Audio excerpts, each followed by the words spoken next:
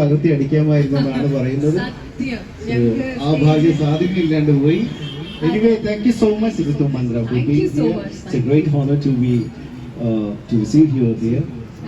അപ്പോൾ ഒരിക്കൽ കൂടി നിറഞ്ഞ കൈയടിയോടുകൂടി ഋതു മന്ത്രിയെ നമുക്ക് ഈ കേക്ക് ലോഞ്ചിന്റെ ഒരു കാര്യം കൂടെ, ഞാൻ ബിഗ് ബോസിലുള്ളപ്പോൾ എനിക്കറിയാം നമ്മുടെ നാട്ടിലെ കുറേ പേര് വോട്ട് ചെയ്തിട്ടുണ്ടാവും. അപ്പോൾ എനിക്ക് അന്നൊന്നും നിങ്ങളുടെ അടുത്ത് വന്ന് താങ്ക്സ് പറയാൻ പറ്റില്ല.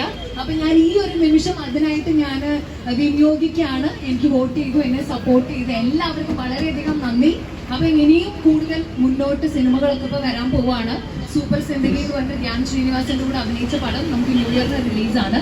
അപ്പം അതിന്റെ അപ്ഡേറ്റ്സ് ഒക്കെ വരും. അപ്പം സിനിമ കാണാം, തെലുഗു സിനിമകൾ ചെയ്യുന്നുണ്ട്, അതൊക്കെ വരുമ്പോൾ എല്ലാവരും കാണാം. ആ ബിഗ് ബോസിൽ തന്ന അതേ സപ്പോർട്ടും സ്നേഹവും എനിക്ക് നിങ്ങളുടെ ആവശ്യമാണ്. Thank you. തീർച്ചയായിട്ടും 2023 തമിഴ് സിനിമാ ലോകത്തേക്ക് പ്രവേശിച്ചു ഋതു മന്ദ്ര.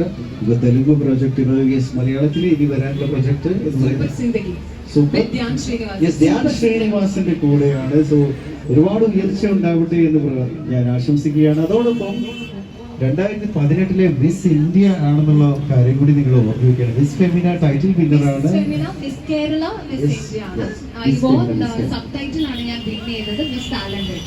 അതെ, തീർച്ചയായിട്ടും നമുക്ക് ഏവർക്കും അഭിമാനകരമായിട്ടുള്ള നേട്ടങ്ങളിലൂടെ നമ്മുടെ രാജ്യത്തെയും നമ്മുടെ സംസ്ഥാനത്തെയും മുന്നോട്ട് കൊണ്ടുപോകുന്ന ഋതു മന്ദ്ര ഇന്ന് രാമനാട്ടുകരയുടെ വണ്ടിയിൽ എത്തിയിരിക്കുന്നു. സ്നേഹം അറിയിക്കുകയാണ്.